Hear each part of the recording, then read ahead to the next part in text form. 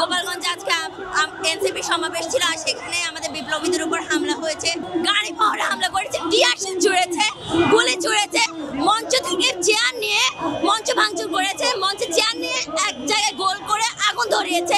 তাও সেখানে পুলিশ ছিল, সেনাবাহিনী ছিল, এই সত্ত্বেও কিভাবে তারা পারে?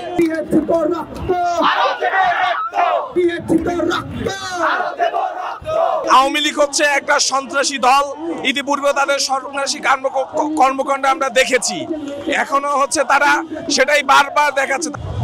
এই যে হাসনাত তাহিদ সার্জিসদের উপর যে আক্রমণ হলো, এটাকে আমরা কোনো রাজনৈতিক আক্রমণ মনে করি না। আমরা মনে করি এটা জুলাই বিপ্লবের উপর আক্রমণ।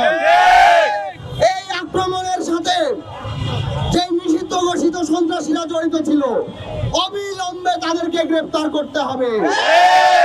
যেহেতু ওইখানে এনসিপি নেতাকর্মীরা নাহিদ ইসলাম, হাসনাত আব্দুল্লাহ, সার্জিস আলমেরা জুলাইয়ের নেতা, তারা জুলাই গণঅভ্যুত্থানের নেতা, তারই প্রেক্ষিতে সেই তাদের সাথে যাদের আদর্শিক মিল রয়েছে, এখানে সেসব সংগঠনের নেতাকর্মীরা এসেছে তার ওই হামলার প্রতিবাদে বিক্ষোভ মিছিল করার জন্য।